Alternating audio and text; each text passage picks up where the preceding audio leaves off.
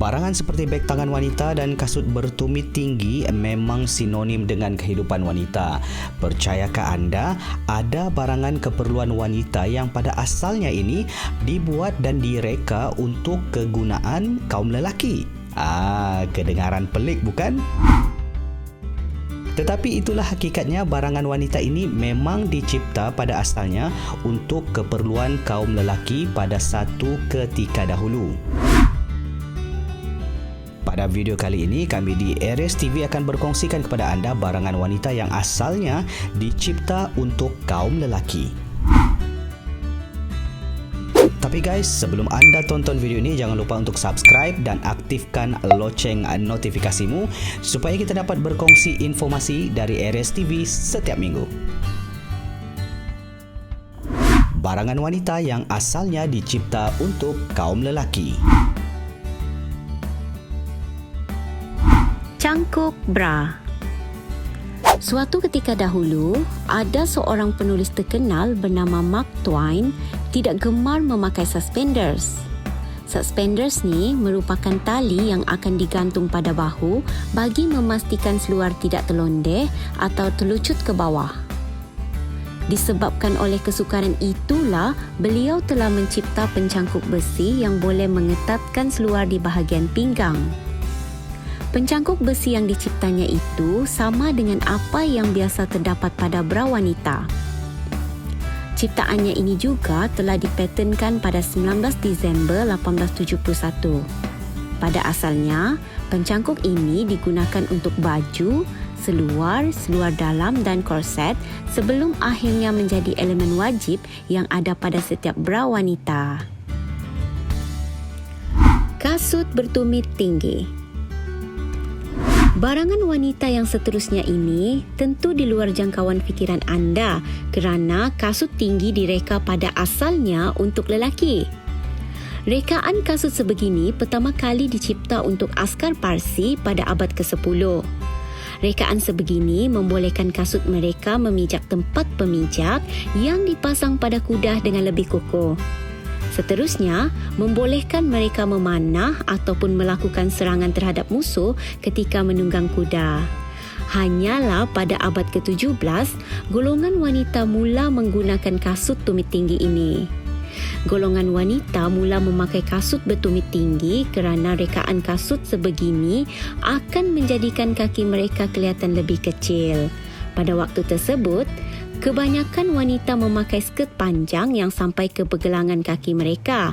Oleh itu, memakai kasut bertumit tinggi akan menjadikan bahagian kaki hadapan mereka tersorok daripada pandangan ketika berdiri berhadapan dengan orang lain. Beg tangan. Wanita dan beg tangan sememangnya tidak boleh dipisahkan. Ia merupakan salah satu pelengkap bagi menaikkan lagi keanggunan seseorang wanita itu apabila keluar berjalan di mana-mana. Namun, jangan terkejut kerana beg tangan asalnya dicipta untuk orang lelaki zaman dahulu memandangkan pakaian mereka tidak mempunyai poket untuk meletakkan wang. Konsep beg tangan moden yang dilihat pada masa kini wujud pada awal 1900. Reka fashion pada waktu itu menggunakan reka bentuk beg tangan lelaki ini kemudian diubah suai sedikit seperti penambahan tali dan beberapa poket dalaman bagi menjadikannya lebih praktikal. Namun, pada masa kini, kita boleh lihat semakin ramai golongan lelaki mula menggunakan kembali beg tangan bagi meletakkan gadget seperti telefon pintar dan tablet. Malah, penggunaan beg tangan bagi orang lelaki juga diterima luas sebagai fashion pada masa kini. Ped pakai buang. Kewujudan ped pakai buang ini bermula pada Perang Dunia Pertama. Ceritanya bermula apabila salah seorang pekerja syarikat Kimberly-Clark Corporation menemui sejenis kapas yang kemudiannya diberi nama Cellucotton yang mempunyai kadar resapan 5 kali ganda lebih baik daripada kain kapas biasa dan jauh lebih murah. Cellucotton kemudiannya dijadikan bahan utama membuat kain pembalut luka iaitu dressing bagi askar yang tercedera. Walau bagaimanapun, para jururawat wanita kemudiannya mula merasakan bahawa bahan selukotton ini sangat sesuai sebagai pelapik bagi meresap darah haid mereka. Namun, pihak Kimberly Clark tidak pernah menghiraukan akan perkara ini sehinggalah permintaan terhadap selukotton turun mendadak selepas perang. Dengan melakukan sedikit perubahan pada reka bentuknya, maka pada tahun 1920, pad pakai buang pertama di dunia telah dijual dengan menggunakan nama Kotex. Stocking. Jangan keliru antara stocking dengan stokin yang biasa dipakai sebelum memakai kasut.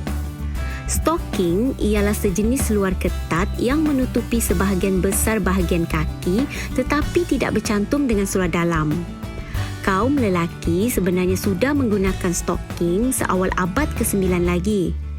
Golongan atasan atau bangsawan biasanya memakai stocking putih atau berwarna, manakala rakyat biasa hanya memakai stocking yang berwarna hitam. Walaupun ia lebih sinonim dengan wanita, stocking hanya mula dipakai wanita pada abad ke-18. Abad ke-19 telah menyaksikan orang lelaki tidak lagi menggunakannya dan hanya digunakan oleh golongan wanita. Skinny jeans. Sejarah skinny jeans amat berkait rapat dengan sejarah seluar jeans itu sendiri. Seluar jeans pertama dipercayai dicipta oleh Jacob Davis iaitu seorang tukang jahit. Rekaan skinny jeans bermula apabila wujud zaman Gold Rush di California pada ketika itu di mana ramai lelaki berjaya sebagai pelombong. Ekoran daripada itulah terdapat permintaan tinggi terhadap seluar tahan lasak dan beliau telah membeli kain tahan lasak yang kini dikenali sebagai jeans daripada Levi Strauss iaitu pengasas jenama Levi's dan mula menjual seluar tersebut. Ternyata, ia mendapat permintaan yang sangat banyak. Seterusnya, kedua-dua individu ini telah bekerjasama mempatentkan dan menjual seluar ini secara besar-besaran.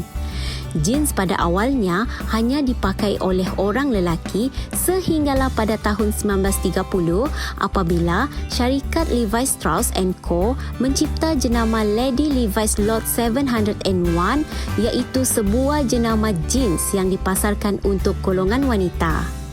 Potongan seluar ini juga berlainan kerana mengikut potongan bentuk kaki wanita.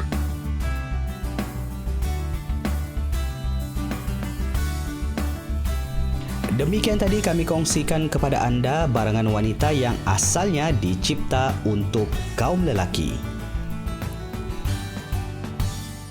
Sebelum video ini berakhir, jangan lupa like dan share video ini.